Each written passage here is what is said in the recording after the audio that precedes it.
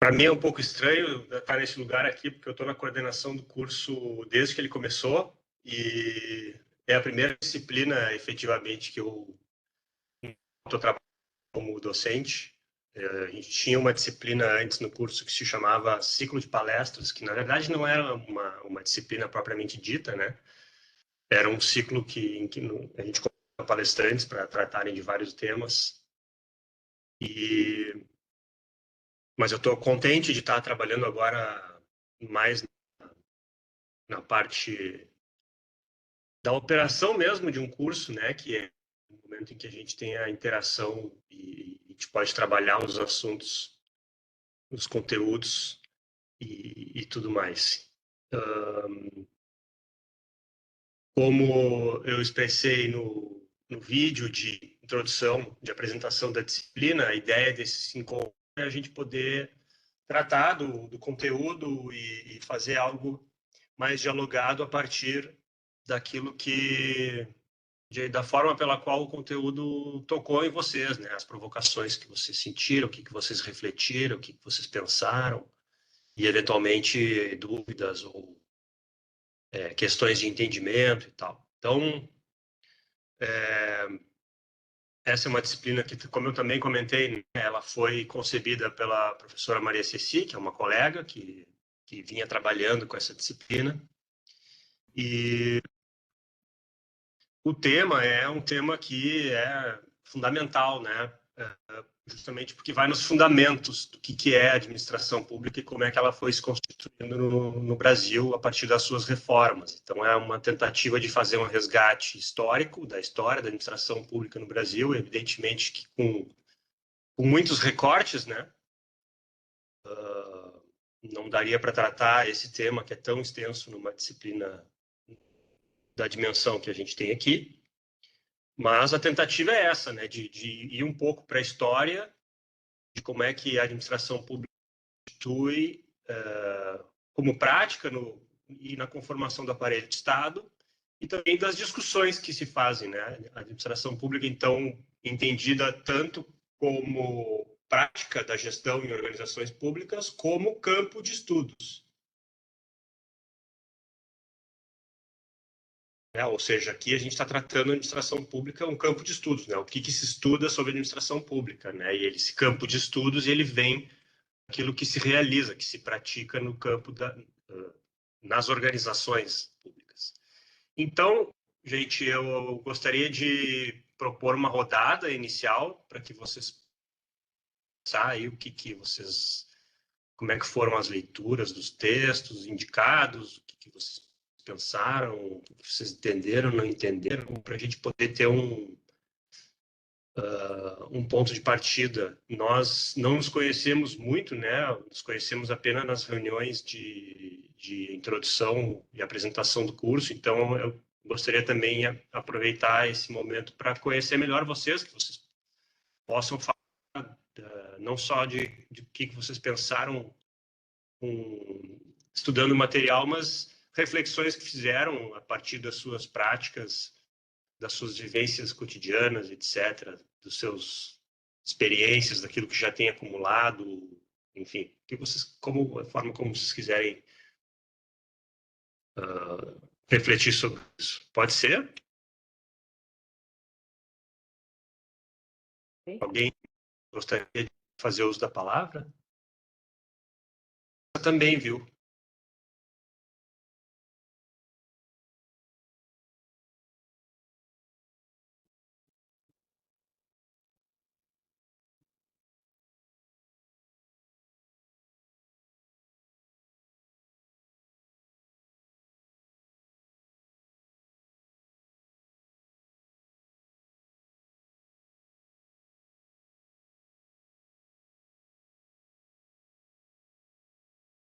Posso começar? Meu nome é Geisa, eu trabalho no DEMAI. Antes de trabalhar no DEMAI, eu trabalhava na Secretaria de Educação trabalhei na educação, eu trabalhei na ponta mesmo, né? Fiz muita visita domiciliar, trabalhei com crianças e adolescentes que tinham os mais diversos tipos de problema. Eu sou psicóloga, né? Sou concursada da prefeitura e como a minha vida inteira eu tinha trabalhado na área de recursos humanos, depois eu voltei, então consegui ir para o RH e atualmente trabalho no RH do DEMAI. Eu até quero comentar, né, professora, assim, eu já olhei o programa todo do curso e achei bastante interessante, já sei qual vai ser o meu trabalho final, tá? Vai ser sobre o saneamento, e é uma pauta que é bastante recorrente, né, dentro do meu local de trabalho. E uma das coisas, assim, falando um pouco dessa primeira parte do nosso estudo aí, uma das coisas que mais me chama a atenção, claro, tem toda essa parte histórica, né? A gente começa falando de toda essa crítica lá do patrimonialismo, clientelismo, passa pela burocracia weberiana, né? Tanto a parte boa, que nem eu digo, da burocracia, porque ela tem uma parte boa, né? Como também toda a crítica, depois uma administração mais gerencial, e aí chega lá no ponto, que é um ponto que eu confesso, né? E por isso que eu falei que eu trabalhei também na Secretaria de Educação, que é a questão da participação social. E aí, desde as organizações da sociedade civil, o próprio cidadão, como é que ele se aproxima, como é que a gente consegue fazer essa escuta, como é que isso acontece, né, hoje. Então, acho que a gente tem aí um histórico na cidade de Porto Alegre, que a gente tem o orçamento participativo, a gente ainda tem isso, né, funcionando de alguma forma, já funcionou de uma outra, enfim, de uma outra maneira, mas ainda eu vejo que é uma forma de ter uma participação da população de alguma maneira, mas eu ainda vejo isso muito politizado. E a outra forma também, né, assim, na vida real, eu participei de algumas comissões, de modo especial quando eu trabalhava na Secretaria de Educação, então, Comissão de Erradicação de Trabalho Infantil, o CEMAS, Conselho Municipal de Saúde, que também, né, são locais onde essa participação da população, a escuta da necessidade da população acontece, mas eu também acho que tem ainda assim um viés muito politizado, se mistura muito o que é mesmo a necessidade da população com uma real participação do cidadão, né, de escutar a sua real necessidade. Então, não sei, eu fiquei me perguntando bastante, assim, dentro desse percurso histórico, né, que é o convite aí dessa primeira parte da disciplina, será que realmente a gente consegue ter essa escuta mesmo da população, ter uma participação efetiva que venha trazer um resultado em termos de elaboração de políticas públicas, né, de ir para a agenda política essa necessidade, de ter planos de ação efetivos, e aí, né, aquilo que há de bom lá no gerencialismo, né, de poder realmente pensar sobre isso. E aí não tem como não pensar em toda essa situação de calamidade também, né, que a gente viveu aí, e dentro do ambiente que eu trabalho, que a gente vê, né, uma grande dificuldade de gerenciamento de crise. Acho que é isso, assim, foi isso que ficou para mim. Tenho algumas dúvidas teóricas, né? Eu não estudei administração, como eu falei, né? Eu sou psicóloga de formação, então tem algumas coisas que eu, né, tenho que ficar lendo e relendo para poder entender, assim, em termos de conceito de administração. Então, se o senhor puder Sim, falar um pouquinho mais sobre essa questão dessa participação social aí, acho que seria interessante. sim. Não, muito bom, Geisa. Eu acho que tu tocas no que é o cerne da questão aqui, né? E, bom, voltar a isso depois. E, bom, a ideia também desses textos é fazer uma introdução conceitual bem introdutório mesmo sobre a administração pública, de onde vem, quais são as definições e quais são os principais marcos teóricos que explicam lá o Weber e tal. Então, acho que, independentemente da formação anterior, né, a ideia é fazer esse resgate, assim, para que... Ou seja, não é necessário ter estudado administração antes para poder resgatar tudo isso, né? Ainda mais quem vive a vida das organizações públicas. Mas vou deixar para depois retoma o teu tema, a tua preocupação, que ela é o cerne da questão que está colocado aqui, né? Sobre a possibilidade de que a administração pública reflita as necessidades da população, né? Como é que como é que isso se dá, se não se dá, enfim. A relação da burocracia com tudo isso. Isso é o que está colocado. Mas vamos ouvir os demais colegas que quiserem se manifestar. Quem segue? Olá, boa noite. Bueno. Boa noite, Michael. É Michael ou Micael? Bom, professor, a intenção do legislador era Michael, Ah, mas em bom ok. português é Michael, né? É, Bom, professor, eu sou um entusiasta aí do curso. Já como a colega referiu ali, eu já acompanhei todo o roteiro de atividades do curso, assim, estou muito entusiasmado, vamos dizer. Eu trabalho no Tribunal de Contas do Estado, minha primeira experiência como servidor público, há 15 anos, mas eu sempre gostei também do direito administrativo, né? Que não necessariamente me traz regras, eu digo do viés do direito e não da administração, mas enfim, por força da atividade, eu trabalhei alguns anos na área de licitações de contratos, trabalhei em gabinete como assessor de gabinete, fui gestor da Casa Civil e gestor de algumas áreas lá do tribunal. Então, os textos, enfim, os três, são uma espécie de filme, né, que passa no nosso inconsciente enquanto a gente vai lendo e atrelando as nossas atividades do dia a dia, né? E tem uma relação que me chamou muita atenção, que a autora faz, que é com os bancos, né?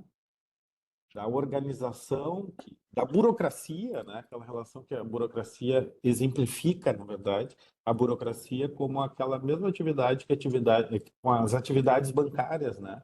Que tudo pressupõe um regulamento, uma organização, enfim, uma ordem, e uma autorização prévia, né? E tudo que se pressupõe que seja minimamente organizado não foge de ser burocrático, ou seja, de ser organizado e sistematizado em áreas, em compartimentos, né? Em cadeias de responsabilidades, né? Então, a, a ideia, a parte científica aqui da administração pública, desde a conceituação lá do Weber, enfim, é uma espécie de filme, tá? No meu subconsciente aqui, diante de alguns anos aí de trabalho. Em que pese a atividade do tribunal seja meramente fiscalizatória, né, tem tido nos últimos anos um viés de abertura para a sociedade. E uma das ferramentas que se tem lá para isso é o controle social, que nós chamamos, né, que são as ferramentas que se tem para o público, para a sociedade, chegar no tribunal e indagar ou questionar ou denunciar o que ele entende que não é de acordo com a administração pública, de acordo com o seu regulamento, enfim. E tem muito campo para crescer nessa área de controle social, onde cada comunidade pode efetivamente ver se as políticas sociais, ver e dizer se as políticas sociais estão sendo cumpridas ou não, porque toda a parte orçamentária, a lei orçamentária e a execução orçamentária está disponível para a população nos portais no portal do Tribunal de Contas, né? Numa linguagem bastante acessível, né? E onde eu vejo que efetivamente, por mais que se tente levar ao longe esse controle social, a população efetivamente ou não tem condições efetivas de fazer, né, nos rincões lá mais longínquos e humildes, assim, não tenham condições de estabelecer um vínculo, um link com o que está certo ou não. Mesmo não tendo essa condição, enfim, tem um espectro bastante grande de ampliação aí de trabalho do Tribunal de Aproximação da Comunidade, né?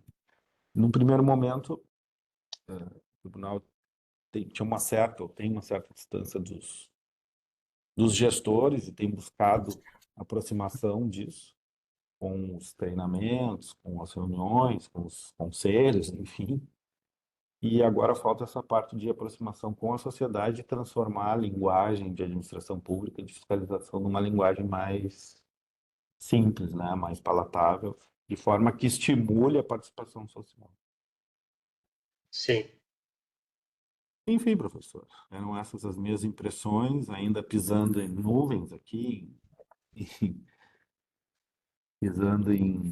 tomando contato com essa parte científica que nunca tinha tido, essa parte teórica, como você disse, nunca tinha tido contato mesmo, mas contente e motivado aí em poder fazer esse link entre todos esses fatos e conhecimento. Certo. Tá bem?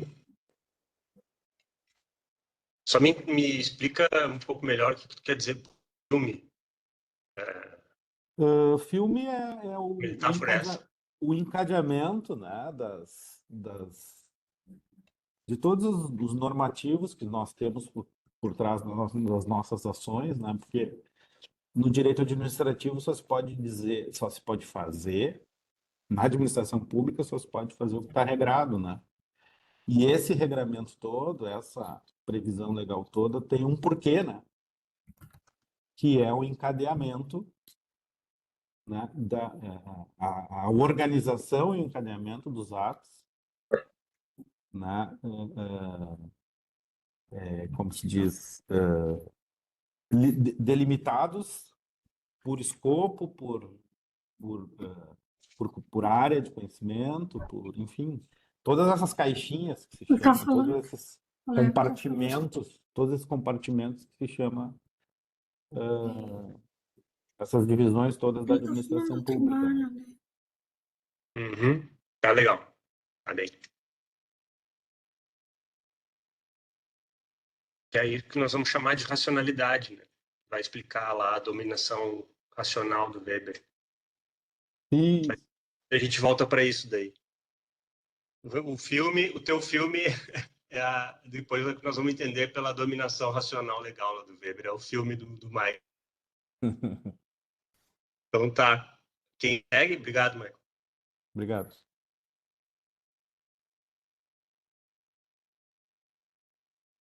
Acho que pode ser eu, então.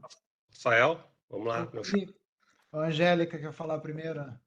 Não, fica à vontade, pode, depois eu falo, pode. Eu só vou comentar rapidinho, professor, colegas aí, né? E Michael fez uma conexão perfeita, citou a parte da administração, né? E a Geisa, né? Geisa comentou a respeito da participação, que é importante, da população, e eu sou relativamente novo no poder público, né? Eu estou há 3 anos, mas durante a minha vida toda eu trabalhei como administrador e conheço aí, até foi a primeira leitura, fez essa conexão, né, de ferramentas administrativas, que são as metodologias, né? A própria gestão em si, terminando em finanças. E vocês dois, no caso, acho que já falaram praticamente tudo do primeiro material ali, que se fizer a conexão entre um e outro, mas é difícil fazer a participação da população. Não vou ficar me gabando muito, né? Mas em 2021, quando entrei no município, descobri que a LDO, por exemplo, quando era feita a audiência pública da LDO, nunca tinha nenhum participante. Para não dizer que não tinha nenhum, e alguns servidores lá e assinavam a ata. Eu apresentei a LDO na semana passada e tinham 30 e poucos, e ainda acho que são poucas pessoas. O que acontece? De 2021 para cá, a gente fez um regramento que todos os conselhos têm que participar, e esse regramento existe mesmo, né? Não é uma coisa que eu criei da minha cabeça. E aí os conselhos participando, eles têm que emitir o parecer deles. Então, é praticamente na marra essa participação, né? Aí os vereadores estão conseguindo trazer alguns para participarem também da LDO, da LOA, de algumas outras publicações, porque também, agora que eu comentei dos vereadores, a cada 15 dias a gente tem a sessão na Câmara. E aí já vai para o viés político que foi comentado pelo professor, né? Que algumas vezes a gente tem a percepção de que não é nem lida a proposta de lei, o projeto de lei pelos vereadores. Eles falam assim, opa, meu partido mandou votar assim, eu vou votar assim, e o que é do contra vai votar contra. Basicamente é isso. Mas devagarinho a gente vai tentando mudar esses conceitos e essa manha toda que existe na sociedade, né? Do ano passado para cá, a secretária da Educação começou a ter o hábito de levar a molecada que eu digo, na verdade, são todos jovens, né? 17, 16, 18 anos, mas está levando na prefeitura. Essa participação é bacana, né? Eu gosto muito de falar, como eu cuido das finanças do município, eu gosto muito de falar com eles, fazer uma pegadinha logo de início. Eu vou falando, ó, o dinheiro da prefeitura a gente tem que usar no mínimo 15% em saúde, no mínimo 25% da educação. Aí mais para frente eu já pego eles. Vocês viram a rateada que eu falei? Falei dinheiro da prefeitura, mas não é da prefeitura, o dinheiro é de vocês. Vocês pagam imposto aqui, federal, estadual, municipal, pagam imposto quando estão respirando até, né? Eu falo para eles. E aí é legal essa participação, e eles começam a se envolver, e tem setores que fazem brincadeiras com eles, fazem desafios, ó, o que que o Rafael falou lá em cima? Ó, vou pagar um pastel para quem acertar. E aí fica legal esse envolvimento, né? Mas é difícil mesmo, porque a gente vê no dia a dia que o pessoal não se manifesta, não participa e não chega junto, e a coisa é muito séria, né? Que o dinheiro é nosso, que está sendo usado nessa máquina toda. E essa máquina toda existe para servir a população, né? Basicamente isso. Tá legal. Bem. Obrigado, Rafael. Angélica, quer seguir? Sigo, sigo aproveitando aqui o gancho. Acho que essa questão da participação popular, ela é fundamental, mas na minha percepção, assim, no meu recorte, e eu fiquei bem feliz com os textos, assim, porque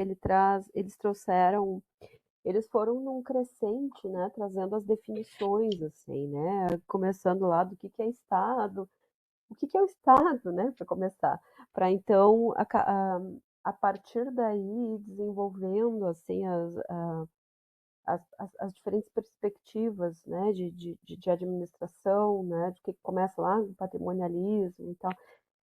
Aí isso me faz pensar, né, que o quanto faz falta, o quanto nos faz falta poder a gente poder se embrenhar um pouco mais nesses aspectos mais filosóficos do que é viver em sociedade, né?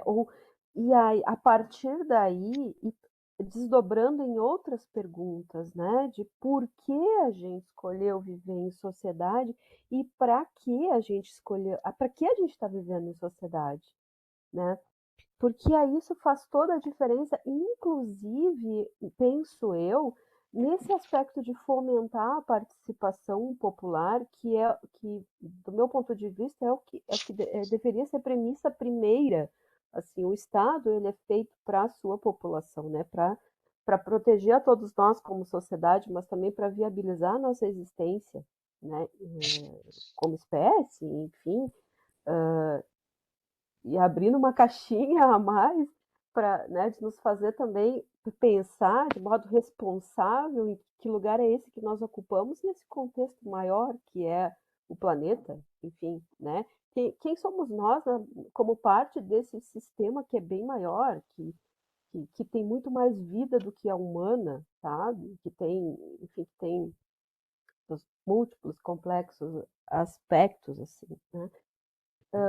Então, a minha reflexão, ela vai um pouco por aí, acho que a gente, primeiro, a gente vê como que da coisa patrimonial, do patrimonialismo que ele fala ali, assim, tudo começa, na verdade, tudo começa lá, eu lembro eu fui casada com um professor de filosofia, né, meu ex-marido era professor de filosofia, em alguns momentos ele vinha, assim, muito tempo atrás a gente falou, os problemas todos começaram quando alguém resolveu botar uma cerca no negócio e dizer isso é meu. Como assim, sabe? O que antes era coletivo, o que antes era, né, tinha uma questão de saber que os recursos eles são doados pela natureza, né, não são doados pela natureza, portanto pertencem a todos, e aí de repente em algum momento que a gente não sabe precisar onde, alguém coloca uma cerca em alguma coisa e diz isso é meu. Né? E aí se estabelece uma diferenciação simbólica que nos traz até hoje. Assim, e a gente até hoje se debate com isso. O que a gente faz com isso agora? Né? Aí a gente inventa modos assim, modos assado de gerenciar, mas a gente pouco se pergunta. Eu também, assim como agência, né, às vezes eu acho que já começa a se delimitar aí a uma área de mais interesse, de perguntar. A gente se pergunta para quê, por quê e onde é que a gente quer chegar como sociedade, né? A gente questiona sobre os sentidos imanentes a isso, assim, né? Porque isso faz toda a diferença e isso vai nos motivar ou não a seguir adiante, a perseguir juntos um mesmo propósito, ou então cada um, ou ao contrário, cada um cada vez mais individualizado, disparando epidemias de suicídio mundo afora, sabe? Então, é mais por aí, assim, eu não consigo, não vou fechar, não vou conseguir fechar muito aqui, eu não vou conseguir fazer uma síntese, mas porque realmente os textos me abriram para essa reflexão, a coisa está se abrindo, assim. E é isso. Se desse para sintetizar numa frase, é isso. Eu sinto falta de a gente, como sociedade, pensar no aspecto mais filosófico de por que vivemos em sociedade, para quê e onde é que a gente quer chegar. Isso faria toda a diferença em termos de gestão e de formulação de políticas públicas e de participação popular. Bom, com esse teu questionamento, acho que a gente poderia até encerrar agora e deixar essa pergunta no ar, assim, porque, né? É isso, assim, né? Bom, tem várias coisas que já daria para te comentar, mas eu não quero também que a gente pegue esse caminho, porque eu quero escutar os demais, mas tem muitas coisas importantes aqui, né? Assim, eu diria que a principal delas é que talvez a gente não, individualmente, ninguém escolheu viver em sociedade, né? A gente já nasce em sociedade, a sociedade já existe, né? Isso dos cercamentos, assim, isso está identificado em muitos momentos históricos, estão identificados, né? Em que momentos em que se colocou uma cerca e se disse isso é meu, né? Como, por exemplo, os cercamentos no final da Idade Média na Europa, se chamou isso de acumulação primitiva. Começa o capitalismo é isso. E se a gente pensar as colônias, elas também são isso, né? Chega alguém aqui e começa a cercar e distribuir terra. Mas, enfim, depois a gente retoma esses assuntos, que isso é o que vai dar origem ao patrimonialismo. É a propriedade. A propriedade que é uma propriedade arbitrária. Alguém chegou e botou uma cerca e disse, isso aqui é meu. Mas vamos seguir, depois a gente, na medida do possível, a gente retoma alguns temas aí que a Angélica nos trouxe. Quem gostaria de seguir? Não sei se o pessoal está sem câmera e está nos acompanhando. Janaína, Fagner, Edilson, Vanessa, Ana Paula. Maria Elaine.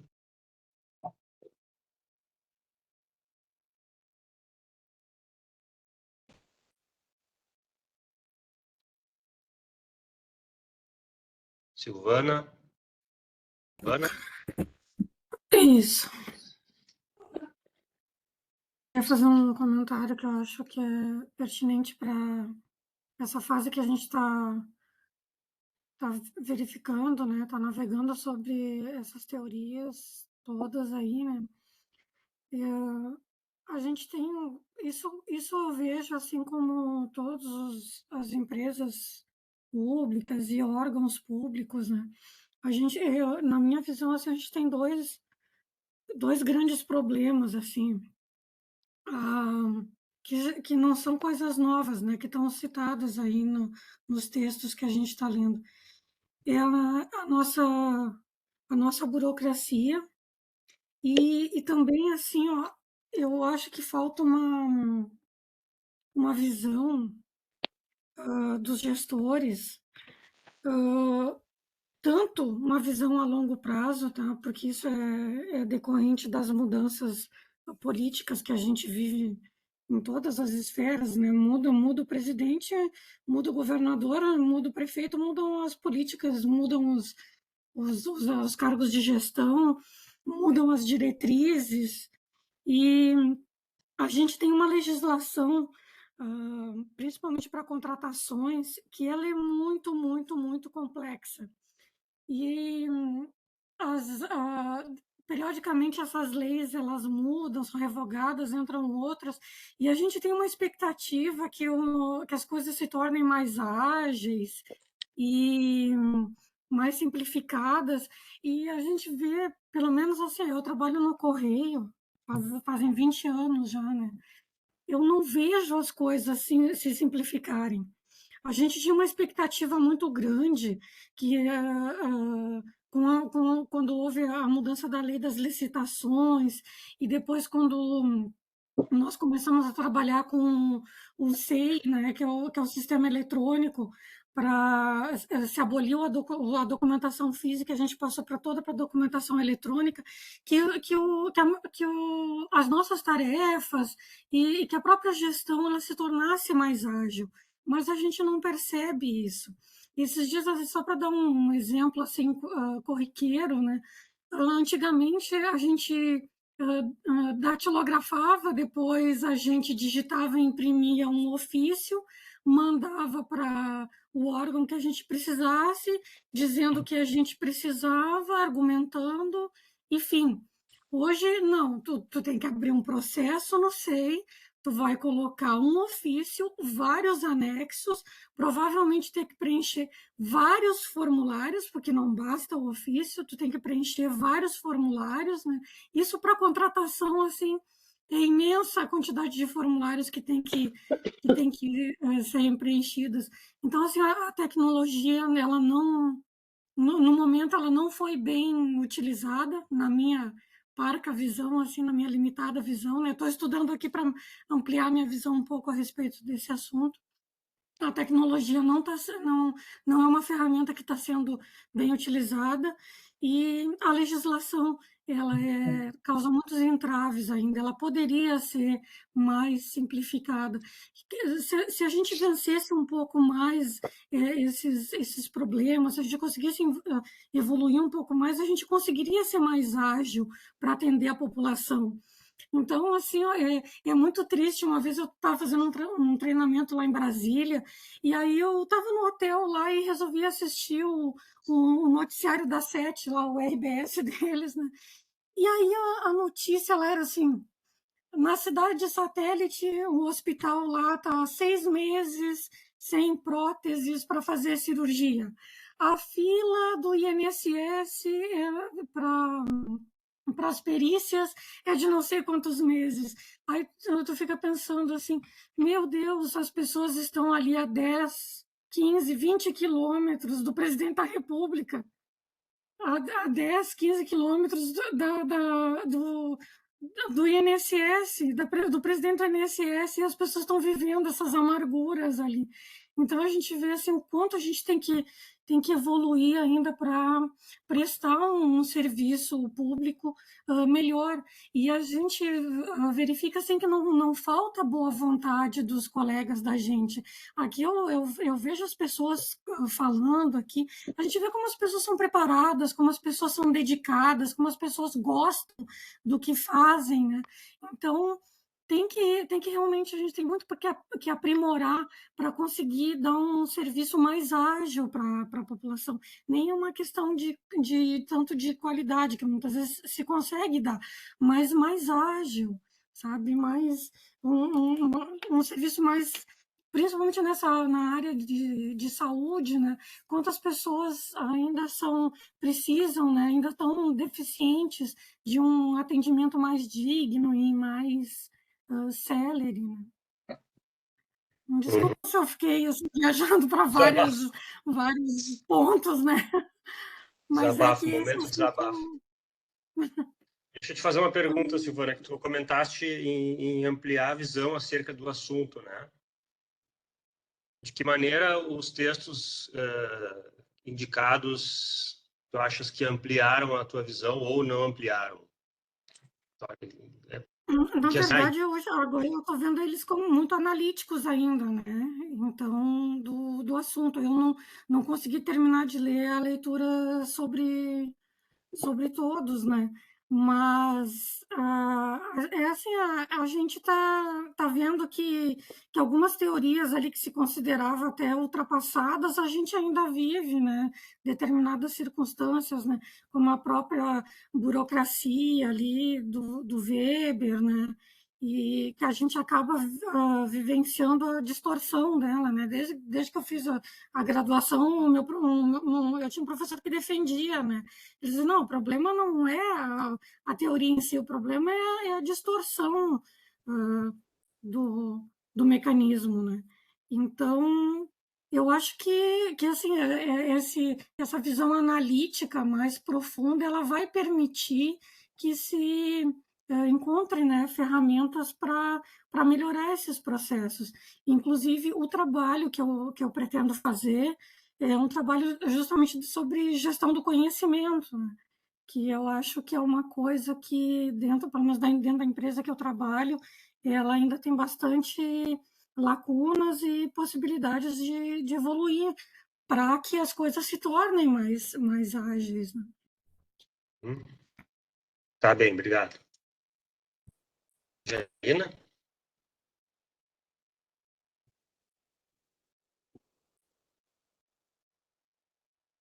Oi, estão me escutando? Sim. Escutando os colegas ali, assim, em relação àquele primeiro texto das concepções fundadoras da administração pública, eu confesso que por não ser a minha área de formação, né, eu sou totalmente da área da saúde, eu tive bastante dificuldade, assim, eu li ele, eu já estou lendo ele pela segunda vez, porque eu achei ele bastante, assim, teórico, tem algumas questões bem teóricas, assim, que é um pouco difícil para entender. Mas em relação ao texto ali da questão da Maria Ceci, eu achei interessante alguns pontos ali que foi colocado da questão da falta da qualificação, aptidão para algo ali que ela comenta assim na questão do sistema político. Isso é algo que a gente observa muito, né? Principalmente agora que a gente está acompanhando essa época agora de pré-eleitoral, a gente começa a observar questões que até nos desestimulam, às vezes, em alguns pontos, porque muitas vezes tu vê pessoas que são qualificadas, que estudam muito e que muitas vezes não têm a oportunidade de poder trabalhar, porque realmente tu não tem não era uma questão, muitas vezes, política, né? Então, a gente acaba observando pessoas, às vezes, que não têm a aptidão nenhuma e que dependeriam, e tem áreas que são muito técnicas, que dependem de pessoas que deveriam ter muito conhecimento para fazer a gestão disso e que acabam sendo impactadas por essa questão política. Então, isso é algo que me chamou bastante a atenção ali no texto, né? Então, essa questão da distribuição dos cargos públicos, né? a gente acaba, agora que a gente está dentro desse meio, que nem o colega, o Rafael comentou antes, eu também não estou há muito tempo nessa área, estou há 3 anos também, então a gente começa a observar uma movimentação muito grande agora nessa época em relação a isso. Isso até, por um lado, assim, nos faz refletir bastante do que é realmente a administração pública, né? No que ela realmente se tornou, muitas vezes baseada em questões de pouca qualificação técnica, muita questão política, né? E essas distribuições de cargos a gente já começa a observar uma movimentação agora, né? Então, às vezes tu meio que é forçado a questão para ir mais para o teu lado. Eu, por exemplo, na minha concepção, digo sempre assim, eu sou uma pessoa com área técnica, com formação técnica, mas tu automaticamente tu é meio que colocado para tu ter uma questão política para tu poder permanecer e poder atuar naquilo ali, por mais que tu tenha estudado muito, né? Então, é algo que a gente observa muito o texto ali da Maria Ceci. Uhum. Certo. Obrigado. Alguém mais, pessoal, gostaria de fazer uso da palavra?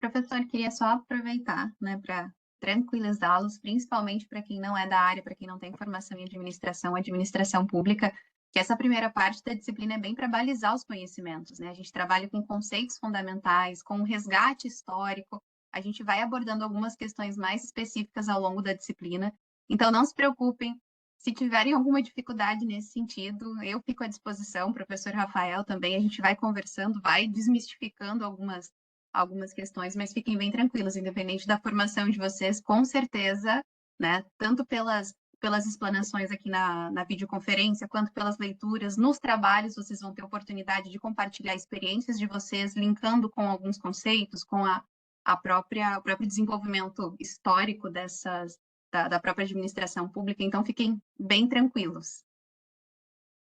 Uhum. Isso aí. Obrigado, Marissa.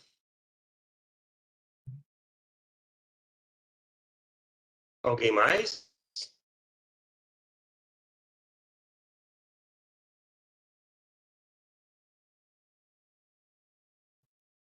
Eu estou compartilhando com vocês aqui o material de esclarecimentos conceituais, está dando para ver? Tá sim, professor, já está compartilhado. Pessoal, só uma dica, tá na parte de cima ali de onde o professor está compartilhando, tem um percentual com um menos e um mais. Então, se vocês tiverem alguma dificuldade pelo tamanho da leitura, é só aumentar ali para ficar mais visível para vocês. Certo. Então, porque eu acho que logo aqui nesse primeiro material, bem introdutório, aparece já essa questão que muitos de vocês falaram, né?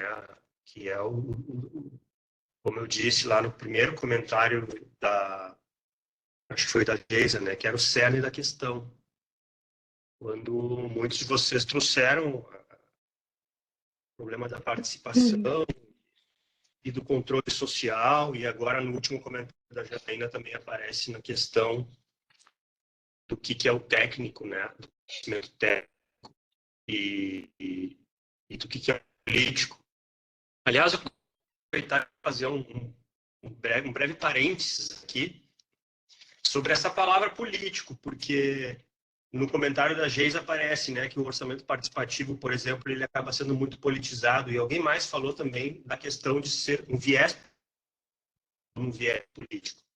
Eu entendi o que vocês estavam querendo dizer, acho que entendi, né? Mas é importante a gente manter a definição do político como algo que vai além, que é algo que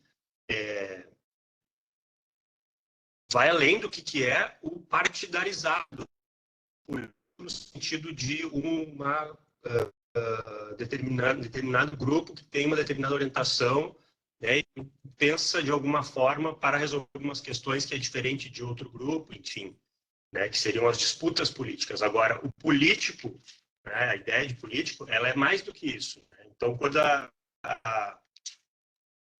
a Angélica, né, nos traz a discussão sobre nós vivermos em sociedade, por que nós vivemos, o que nós queremos, essa é a definição política elementar. Né? A questão política elementar vai dizer respeito às escolhas em sociedade, bom, que vão ser tomadas de várias formas. Né? O que eu estou querendo dizer com tudo isso é que, lá a definição lá do Aristóteles, né, nós somos seres políticos. Então, não há como fugir disso. Só para a gente manter assim, né? Muitas vezes a gente usa essa palavra político para querer dizer outra coisa, né? Porque algo talvez seja capturado por algum grupo que impõe a sua vontade política. Então, que o orçamento participativo, por exemplo, ele é politizado, sim, porque ele já parte de uma definição de que as decisões sobre a vida em sociedade são sempre políticas.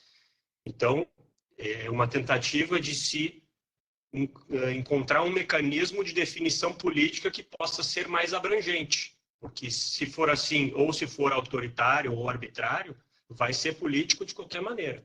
Né? Vai mudar. O que vai mudar é a forma... Bom, todo esse parênteses, que ficou meio grande demais, né? Para a gente tentar deixar a palavra política um pouco de fora, ou de alguma outra maneira. Isso também aparece um pouco nessas definições, esclarecimento conceitual, que começa com a definição do Estado. E a diferença disso para o aparelho de Estado.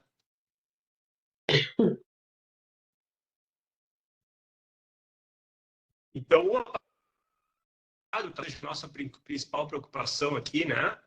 O que é o aparelho de Estado? É aquilo que vai dizer respeito aos instrumentos para execução de determinadas funções, que vai estar em relação com o sistema político.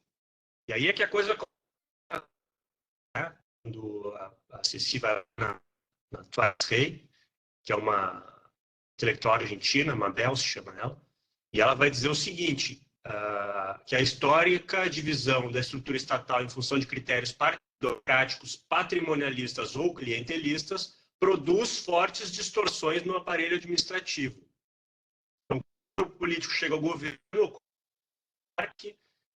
no aparelho burocrático concebido como um dos principais botins a conquistar.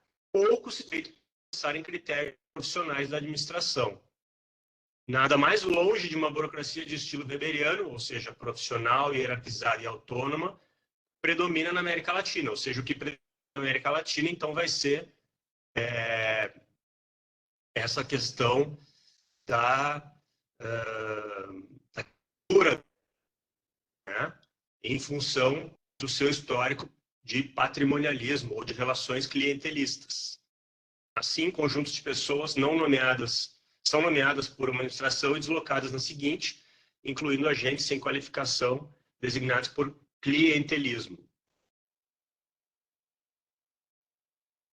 Então, no problema aqui, tá? Estou resgatando isso porque isso é uma perspectiva histórica, né, que vai aparecer depois no outro texto, na questão mais especificamente do patrimonialismo, e também no texto da apostila, mas que vai ajudar, de alguma maneira, a refletir sobre e a responder, né, aquilo que a Silvana fala, né? Bom, ampliar a visão acerca do assunto. A gente precisa da história para entender por que o Estado, o aparelho de Estado nos países da América Latina estão muito marcados por uma dominação patrimonialista, né?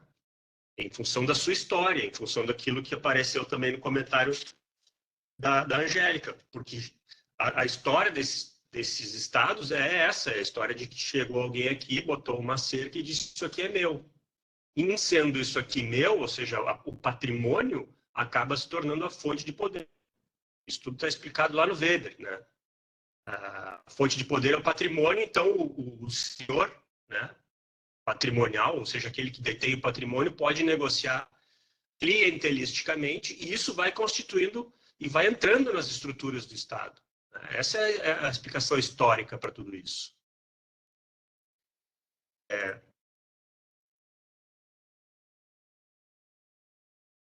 O que depois, né, ainda ainda no item da pergunta da relação entre estrutura e funcionamento do aparelho de Estado e sistema político, vai aparecer, né, ali quando isso vai se transformar num problema, né, porque a ocupação de cargos se realiza conforme a disponibilidade de quadros do setor de colisão que cada ministério e secretaria do órgão foi o que vai para o distanciamento entre representantes e representados. Então, a gente tem um problema aqui, né? Porque a gente tem a tentativa de se montar uma burocracia. Está falhando a minha voz, é isso? Eu estou ouvindo normalmente, professor. Tá, talvez tenha sido ali para a Maria Elaine. Sim. Então, a questão que aí a pessoa pergunta ali, né? Então, a solução é eliminar os cargos de livre nomeação, ou seja, aquilo que a gente entende por CC, né? Cargos comissionados ou cargos que não passam por de seleção que vai fazer a verificação dos conhecimentos técnicos, né? Vai instaurar uma meritocracia, etc. Então, a gente tem que eliminar a possibilidade de nomeação que não passa por esses procedimentos, priorizando apenas a verificação técnica, né?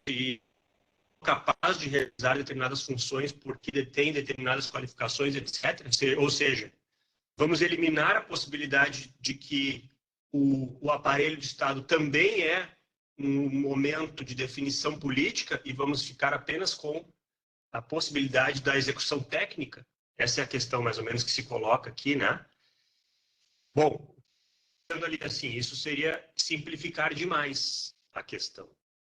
Nós não como nos livrarmos do fato de que as decisões em sociedade, ou seja, as decisões da administração pública, elas são sempre decisões políticas. Portanto, nós não podemos eliminar essa dimensão. Não se pode eliminar a relação entre política e administração, porque há inadequações do sistema político. O sistema político, voltando ao que é o sistema político, lá em cima, né?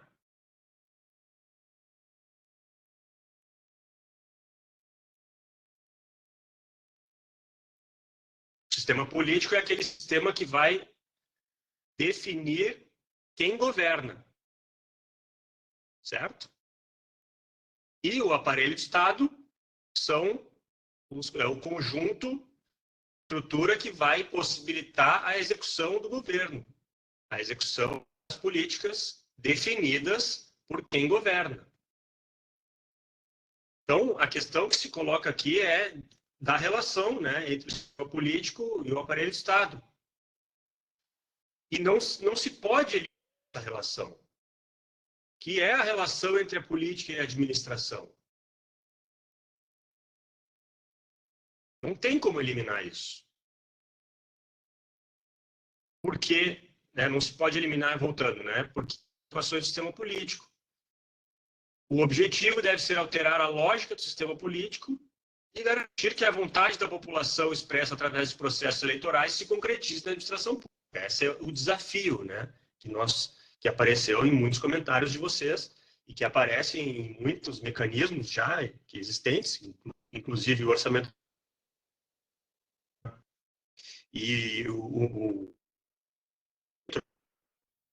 TC de controle social, são mecanismos em que se busca fazer com que a vontade da população seja expressa e se concretize na administração pública. Mas o desafio é como é que a gente faz isso na burocracia? A burocracia é uma forma de organização que tende ao isolamento, né? Que tende a fechar-se em si mesma. Então, seguindo ali, né, na resposta que está dada.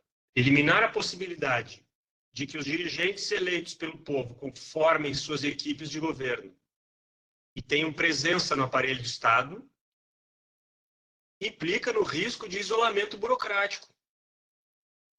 Ou seja, de termos agentes profissionalizados que se apropriam das organizações públicas em função dos próprios interesses.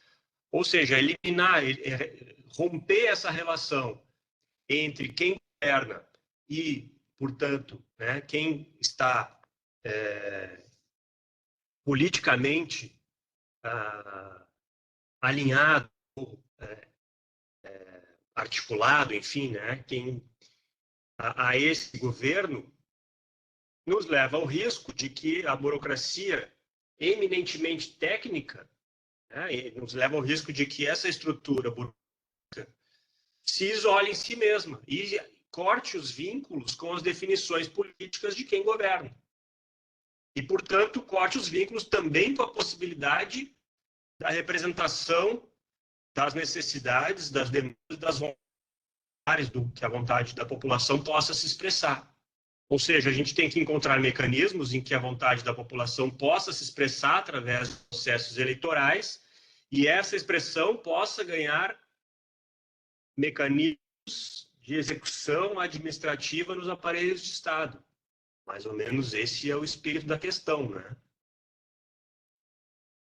Não sei se estou complicando ou se estou ajudando a esclarecer alguns pontos. Gostaria que você desse um retorno aí de se está fazendo sentido isso que eu estou dizendo. Porque eu estou tentando do que o tema dos textos trabalha, né?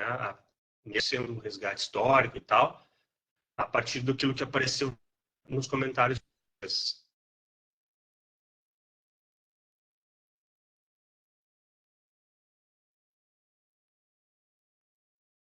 Posso seguir? Alguém quer fazer algum comentário, uma pergunta?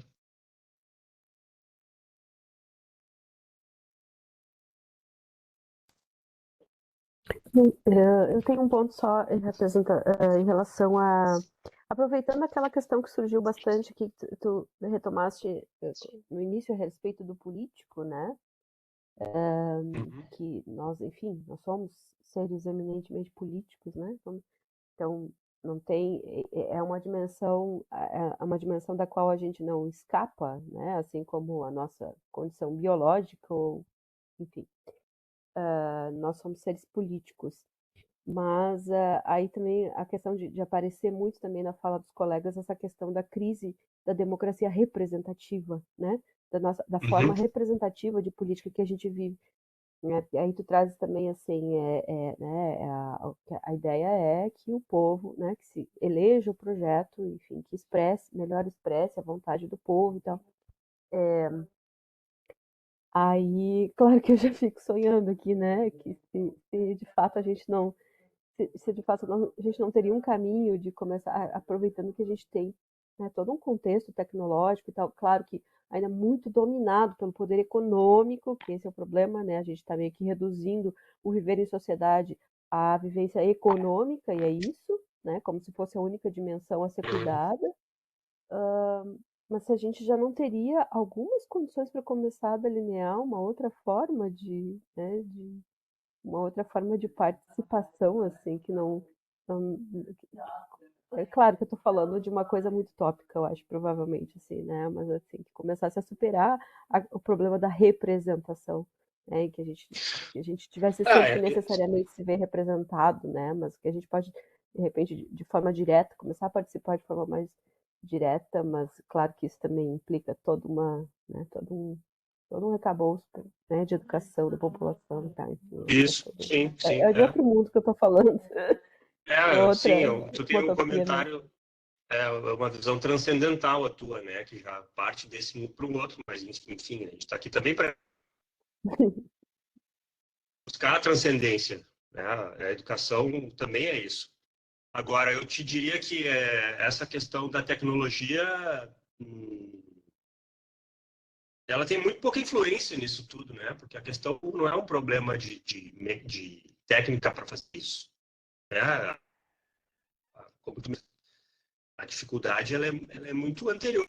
Ela passa por uma série de outras questões e os mecanismos eles estão disponíveis, né? O que impede uma maior, digamos, participação ou uma apresentação mais adequada, enfim, que se possa atender às demandas de maneira mais sistematizada, são outras questões, né? O que os textos aqui buscam elucidar são as questões mais históricas disso tudo, né? Que nos leva a um estado de coisas que sem essa compreensão histórica fica difícil de a gente entender. Aí fica parecendo que é má vontade, que é falta de competência técnica, ou... Não, há uma história que nos ajuda a entender, né, por que o Estado e o aparelho de Estado é como é. Né? E há conceitos que foram pensados já e elaborados que nos ajudam a pensar sobre isso. Então, é mais ou menos por aí que essa semana tenta ir. O que a gente pode pensar sobre esses conceitos? De que maneira... fazer a pergunta, deixá-la um pouco melhor. Estudado ali nos materiais que vocês acham que pode ter ajudado o entendimento de como é que é a administração pública hoje, o que ela tem, os problemas que tem, enfim. Eu estava mencionando aqui, no material introdutório, algo que aparece logo no início da apostila, que é a separação entre política e administração. Aparece também lá no discurso do Woodrow Wilson, no final do século retrasado, né? A separação entre política e administração. Sim, o que a gente pode pensar sobre a separação entre política e administração?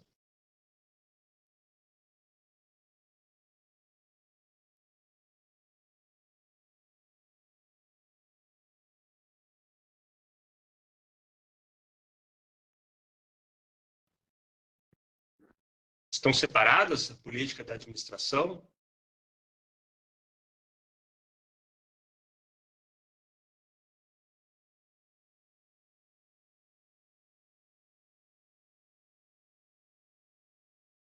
Eu acho que eu vou falar de novo. Eu acho que ali foi uma provocação, né? Ali ela é trazendo bem como uma provocação, mas é possível a gente tratar da coisa pública, ou seja, né, do Estado, do serviço. É possível tratar disso tudo sem considerar o que é a essência da coisa toda, da razão de existir da coisa, que é justamente a política, ou seja, pensar a polis, né? Pensar a nossa organização, para que a organização serve, que é justamente para o seu povo, para o seu povo. Nesse sentido também ela é eminentemente política, não tem como separar uma coisa da outra, né? Mas eu acho que isso vem muito, assim, essa ideia na história, né? A coisa vem muito por causa desse, digamos assim, desse cansaço de, a gente tem mesmo que ficar discutindo sobre isso, a gente tem que mesmo ficar pensando qual sistema que é melhor para qual lado, sabe? Então, quando a coisa entra na disputa e o conflito não consegue mais ser simbolizado, né? Não consegue mais ser negociado, a coisa não consegue mais ser negociada. Então, tá, tira esse negócio de política do meio do caminho e vamos administrar como uma empresa, sabe? E aí se perde a essência da coisa, a essência do que é administrar um Estado, que é uma função eminentemente política, né? A questão é, claro, é outra, é essa coisa da captura partidária que às vezes acaba corrompendo o próprio campo do debate, né, do diálogo e tal, e acaba ficando mais uma disputa de time, assim, do que propriamente um campo de se chegar ao consenso, né? Algum consenso, pelo menos. Bom, sim, mas dialogar com isso que tu trazes, né? Assim, né? Porque, bom, fazer a discussão política é bem mais difícil, né? Dá trabalho, é cansativo, tem que ter o conhecimento, precisa encontrar mecanismos de decisão coletiva, enfim, a gente sabe que a administração pública ela acaba sendo mais difícil do que a administração da empresa privada, porque ela tem muito mais regras, ela tem que lidar com muito mais demandas, com interesses divergentes. A administração privada ela pode ser mais arbitrária, ela tem menos regras, ela pode ser a decisão mais monocrática, né? Bom, eu vou fazer isso porque é a minha propriedade. Sim, agora, isso tem uma história, né, de bastante tempo, né? O que o texto busca trazer ali na apostila é é uma concepção, é uma visão da administração pública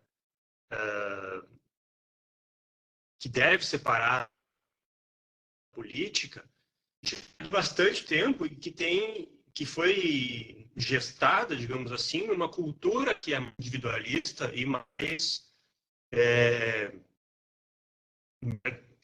que dá mais valor ao mercado das empresas privadas, as trocas privadas, né, da economia privada, que é a cultura estadunidense, onde essa concepção foi forjada. Então, nós já herdamos isso.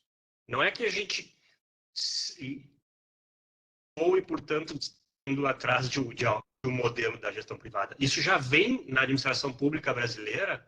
Essa concepção, ela é constitutiva da administração pública brasileira. Ela não é uma novidade. Então, a administração pública no Brasil, o texto indica, né, e tem um texto muito bom da professora Antônia Fischer, que está citado ali como indicação para quem quiser se aprofundar. Dos teóricos estadunidenses da administração pública na administração pública brasileira, que vai começar a se constituir no governo Vargas e vai buscar nesses teóricos os seus fundamentos conceituais, os seus fundamentos de princípios. Então, essa ideia de separação entre política e administração e a busca da administração pública por um espelhamento ou ao menos por se guiar pela eficiência, que é algo que é oriundo da gestão das empresas privadas, isso foi constitutivo, né? Ou seja, constitutivo no sentido de que isso é o que formou os técnicos da administração pública, isso é o que formou os cursos de administração pública, isso é o que vai influenciar, iluminar e orientar a prática da administração pública. Então, isso não é novo. Né? Isso que o texto mostra, isso não é novo. E é uma dimensão do pensamento liberal, como aparece na página 12 da apostila. Vou compartilhar. Aí vocês podem abrir aí e me acompanhar. Do pensamento liberal. A centralidade da lógica do mercado e da eficiência e a separação entre administração e política. Então, o que a gente está problematizando na separação entre administração e política.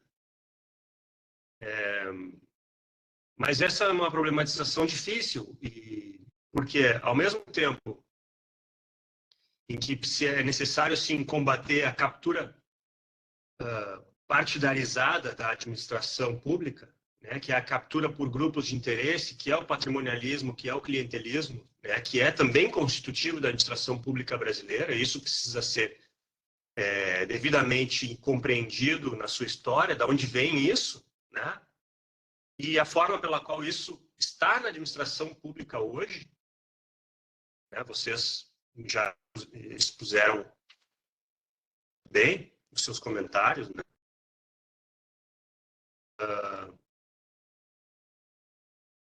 Que isso é justamente a não separação entre administração e política, né? É uma forma de a gente perceber que a administração e política separadas, mas no lado ruim da burocracia, como alguém, acho que foi a Geise, do lado bom da burocracia, da parte boa da burocracia. Aí a parte ruim da burocracia, né, quando é uma das partes ruins da burocracia, né, a burocracia no Estado brasileiro e nos Estados latino-americanos capturada por grupos de interesse patrimonialistas e clientelistas, que indica que não há separação. Então, ao mesmo tempo que a gente precisa combater e criticar isso, a gente precisa também defender que a administração e políticas não possam ser separadas. Então, a solução não é fazer o rompimento, e sim buscar uma outra vinculação entre administração e política. Que é essa que nós estávamos falando, que é a vinculação na qual a política possa estar administração, mas que seja uma política representativa dos anseios, das demandas sociais, né, do conjunto da população. Enfim, das formas em que isso for possível. e não de grupos de interesse, né? De grupos de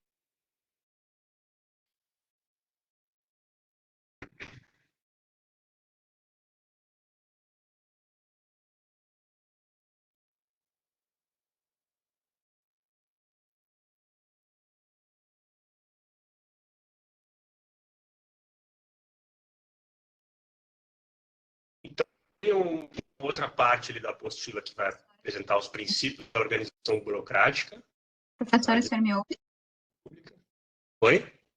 Deu uma falha no teu áudio. A gente ficou um tempo em silêncio, sem te ouvir, depois dessa retomada. Ah, é porque eu parei de falar mesmo. Ah, ok. Desculpa, eu achei que havia cortado o áudio. Vocês estão me vendo, é porque eu não estou vendo quase.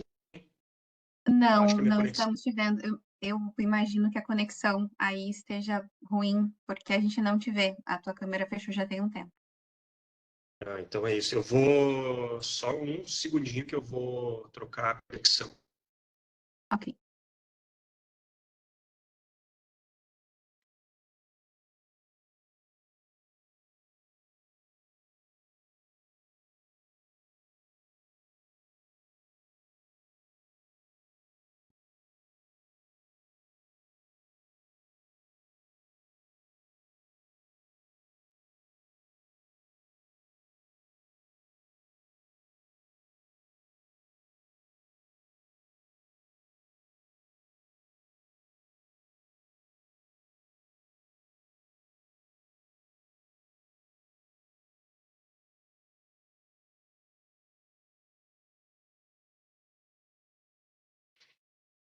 Oi, estão me ouvindo? Agora sim.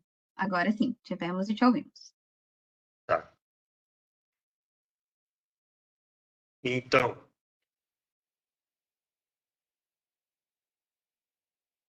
a apostila na parte 3 ali apresenta os princípios da organização burocrática da administração pública, né, que é basicamente o Weber, uma retomada do que foi caracterizado pelo Max Weber sobre a burocracia. Acho que aqui vocês têm alguma questão aqui, algum comentário que alguém queira fazer? É uma parte mais descritiva, né, de características.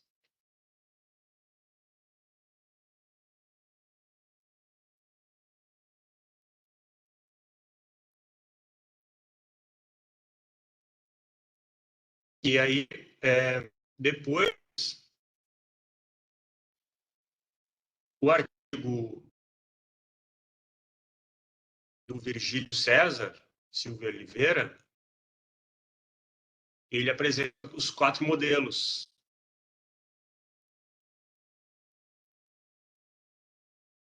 de administração pública, no intuito de nos ajudar com um quadro conceitual para poder pensar a administração pública, né? E os 4 modelos, eles também tocam nesses temas que a gente está conversando hoje.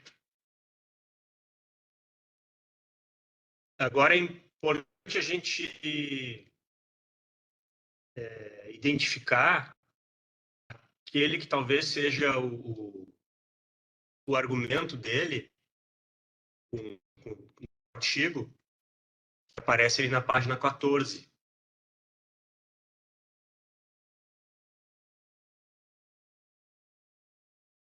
Quando ele vai dizer, no terceiro parágrafo, primeiro ele classifica os 2 primeiros modelos como sendo fortes e os 2 últimos como sendo tênues. Né? Ou seja, tênue, que seria o gerencial, e o modelo gerencial e o societal. O tênue é porque o gerencial e o societal têm originalidade relativa. O gerencial tem uma originalidade relativa e o societal tem uma vigência limitada. Talvez acho que a gente está falando mais aqui, quando eu usei a expressão transcendência, né, para o comentário da Angélica, porque ela disse assim, eu estou em outro mundo já, né? Porque acho que está falando mais aqui do que seria o modelo societal, né, que é esse que busca encontrar os mecanismos de representação, de participação nas estruturas do Estado e amplia esses mecanismos. Só que ele diz assim, isso tem uma vigência muito limitada. Então, e ele vai dizer o seguinte na sequência: nesse sentido, a vertente gerencial preserva diversas premissas do modelo burocrático, como a pessoalidade e a meritocracia, podendo ser considerada a sua redefinição em prol da eficiência pública. Bom, o modelo societal, por sua vez, é incipiente, trata-se de um vir a ser, portanto, né, de algo de transcendência, e não é algo que poderá ser, e pretende romper com desequilíbrios históricos. Então, algum comentário aqui, pessoal? Alguma dúvida? Não vou repassar todo o artigo, né? Não é ideia, assim, gostaria de abrir para vocês fazerem comentários se quiserem, para a gente poder ter dúvidas e resolver questões.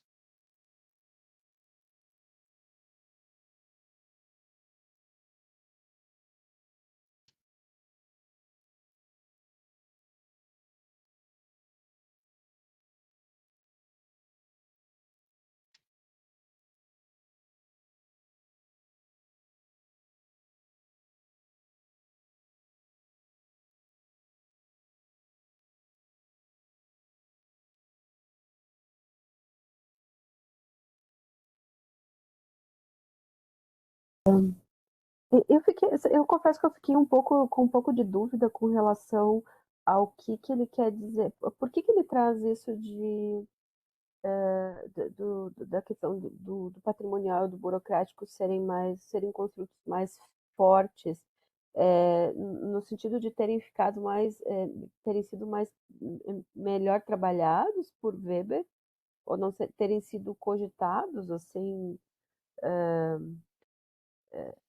em relação ao gerencial e ao societal. O societal é isso, eu entendo que ele traz um pouco dessa questão mais assim, mais utópica, né, mais progressista mesmo, assim, em termos de política, né, de realmente trazer o povo para gerenciar, né, para participar da coisa pública. E o gerencial é isso, esse que vem da herança americana ali, da coisa de, né, bem fortemente liberal, assim, de entender o Estado como empresa, né, aproximar esses entendimentos, assim. Mas o que ele está querendo dizer aqui? Por que ele traz isso? Assim, esses dois são mais fortes, esses dois são mais tênues. Assim, eu não entendi muito por que ele quis trazer dessa forma, assim, para o texto. Antes de responder exatamente a pergunta, eu só quero fazer um comentário que o gerencial, a administração pública gerencial, ela é neoliberal. Isso vai ser o tema da próxima semana, tá? Que são, na apostila, você tem um material sobre neoliberalismo, na segunda parte da apostila, que vai nos ajudar a entender o que é o neoliberalismo e quais são os reflexos do neoliberalismo nas reformas da administração pública no Brasil, que vai levar à administração pública gerencial, que é o que aparece no modelo aqui dele, da gerencial. Eu entendo que ele use essa expressão que é forte, não porque o Weber elaborou melhor, né? Apesar de que sim, ele elaborou melhor, mas assim, ele, enquanto um cientista social, tinha outro objetivo, né, em relação a, por exemplo, o Bresser Pereira, quando era ministro do Estado, que elaborou a proposta de administração pública gerencial. Então, não é essa comparação, a gente não faz, porque são objetivos diferentes. Agora, são mais fortes no sentido de que perduram nas estruturas de Estado. Né?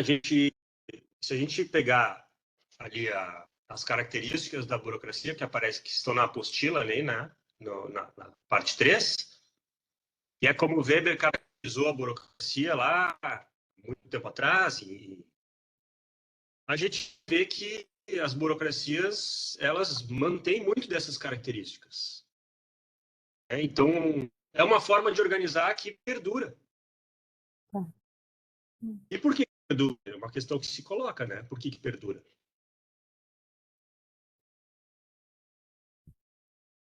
Então, são questões relevantes. Assim como o patrimonialismo.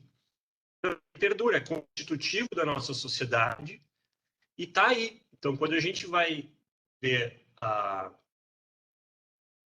o modelo patrimonial da administração pública, ou o que o Weber chamou de uma dominação de tipo tradicional, né? O texto apresenta isso muito rapidamente, né? Mas a construção do Max Weber é uma construção que também perdura nas ciências sociais. Por quê? Porque ela diz sobre a nossa sociedade. Então, 3 tipos puros do Weber de dominação, que é a racional legal, operada pela burocracia, a dominação tradicional e a dominação carismática, são construções fortes porque elas nos dizem, e é um dos clássicos, né, da sociologia, porque nos diz sobre a nossa sociedade. Fala sobre a nossa sociedade hoje. Porque a gente vai ver o patrimonialismo em ação na nossa administração pública, vocês sabem disso. A gente vai ver as decisões sendo tomadas, muitas vezes, por quem é proprietário, ou de terra, ou de indústria, ou de, enfim, né? Porque o patrimônio.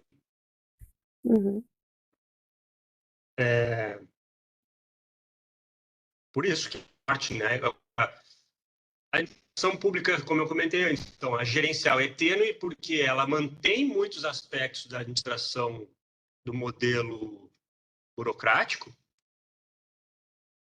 né? Ela não rompe muitos pontos fundamentais da burocracia, inclusive reafirmando muitas coisas que são da burocracia como se fosse novidade, como, por exemplo, a meritocracia. A burocracia é meritocrática. A burocracia, o texto da apostila menciona o DASP, né, o Departamento de Administração de Serviço Público, criado pelo Getúlio Vargas lá em 1938. Foi no DASP que começou a realizar os concursos públicos da administração pública. Porque a contratação na administração pública era realizada por clientelismo, por relações de clientelistas, ou de amizade, ou de família, enfim. Né? Não havia regras transparentes, racionais, que pudessem abrir a possibilidade de contratação para quem tivesse qualificação técnica a ser comprovada e tal, que configura o concurso público, né? Então, ali começa também a se instaurar uma certa meritocracia.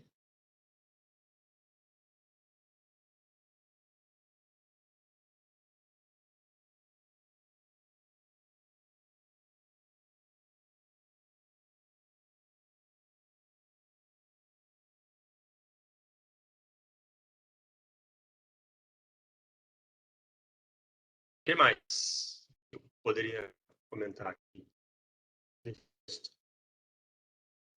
Olha ali, ó, lá na página 21. A solidez da burocracia. Que ajuda a entender por que perdura. A pergunta que eu fiz, né? O penúltimo parágrafo, página 21. A solidez da burocracia também foi destacada por Weber. A sedimentação da administração burocrática cria uma forma praticamente indestrutível de dominação, pois ela confere aos seus membros meios materiais e ideais de existência e confere identidade aos seus operadores. Os dominados, por sua vez, não são articulados o suficiente para combatê-la, tendendo a depender cada vez mais de suas funções.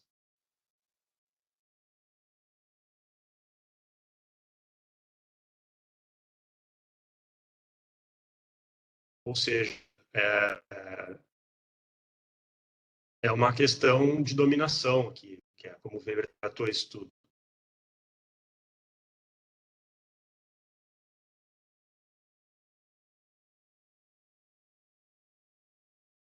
Que isso que eu falei, os 3 tipos puros, da burocracia, da tradição e do carisma, são tipos de dominação.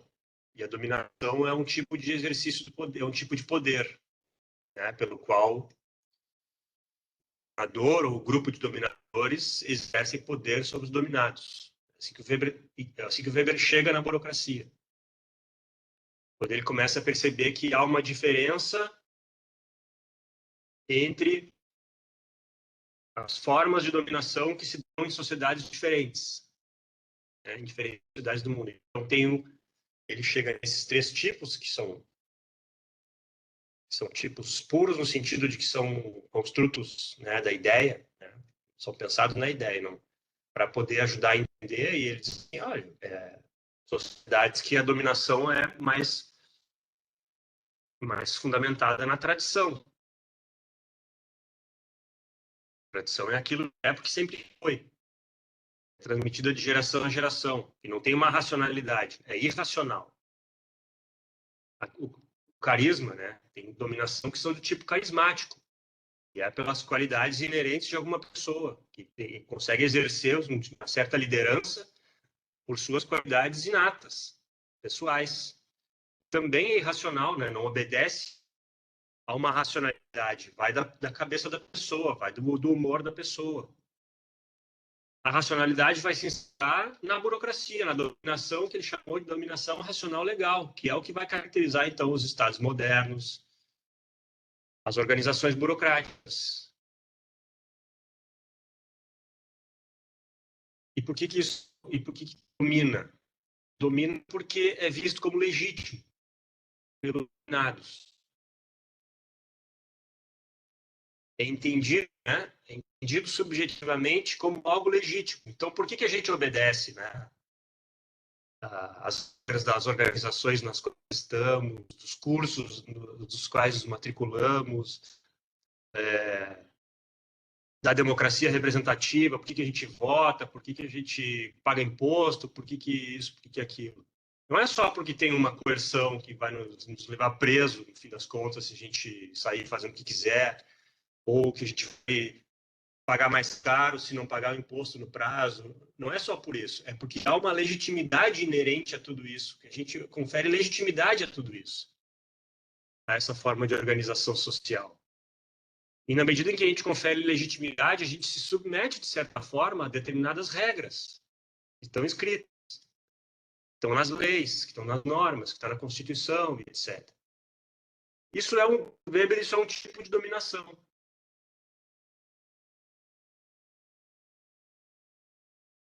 E a burocracia, então, vai ser o que ele chamou de aparelho que operacionaliza essa dominação.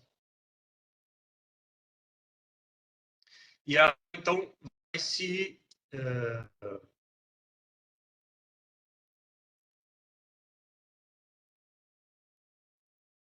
vai se solidificar, né?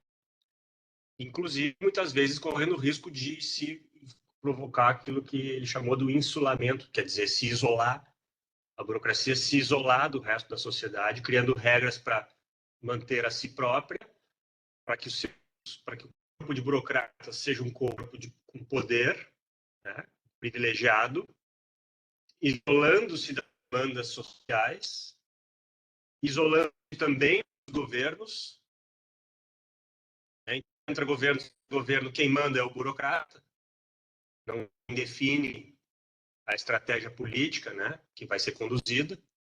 Isso é o insulamento burocrático, né, a forma pela qual a burocracia pode criar essa ilha, né?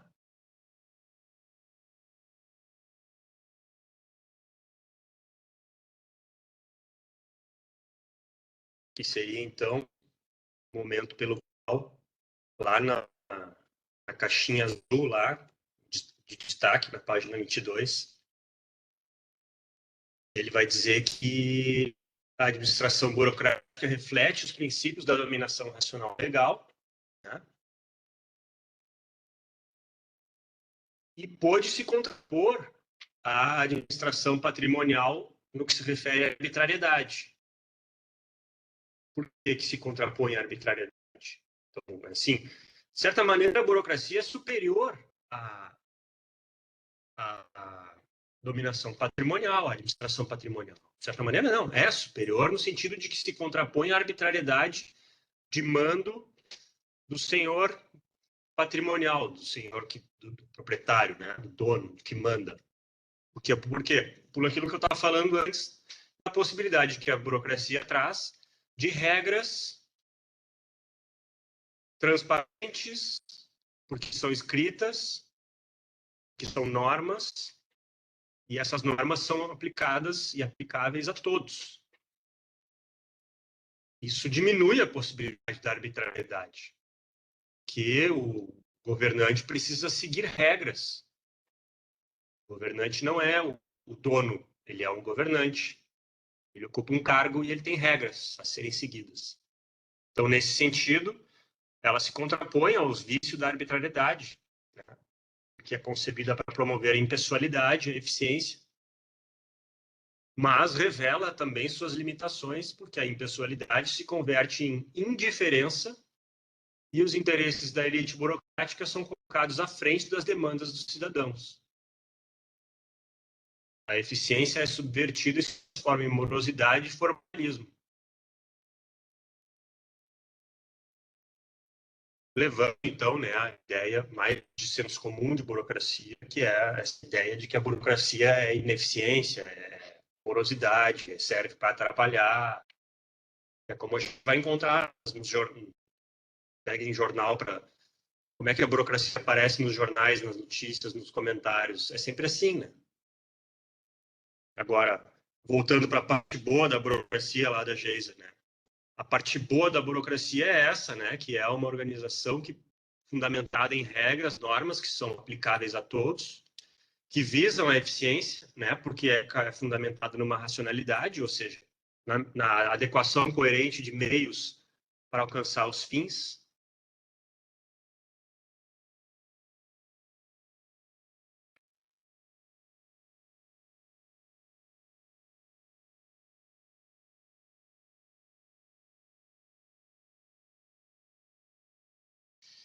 Então, eu proponho, pessoal, para não se estender muito, porque já estamos todos cansados, eu proponho a gente,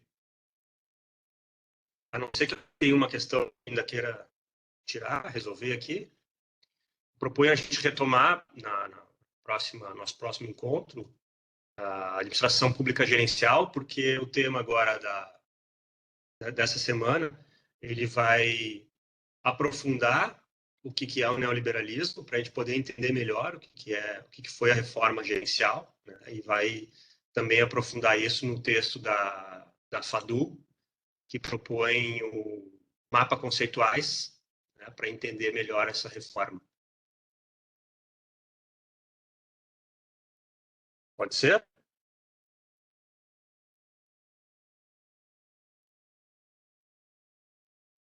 Sim.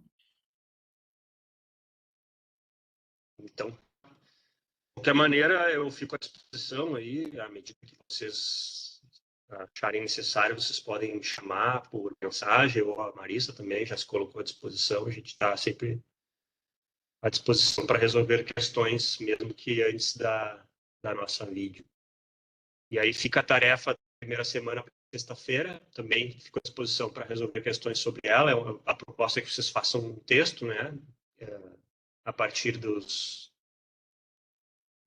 leituras da semana, refletindo sobre os temas. E se quiserem tirar dúvidas sobre isso, também podem me escrever. Professor, vou até reforçar a respeito do trabalho. Então, como o professor comentou, até sexta-feira, às 23h59. Sugiro para não deixar para a última hora, entendo a rotina de vocês, mas sugiro não deixar para a última hora. E a ideia é que vocês compartilhem a experiência de vocês, os conhecimentos que vocês já trazem, e consigam fazer o link com a teoria, com a discussão que foi realizada aqui na videoconferência, e façam um texto reflexivo sobre o significado da administração pública ou sobre o significado de trabalhar em organizações públicas. Então, a ideia é que vocês dediquem uma parte dessas reflexões sobre a relação entre a administração pública e a participação social, tendo como referência o texto de Silva e Oliveira, no que se refere à proposição de gestão societal. Então, né, compartilhando a experiência de vocês e, obviamente, os materiais, as leituras recomendadas, a discussão, aqui da aula. O que a gente espera é que entre 2 a 5 páginas vocês possam compartilhar essa análise.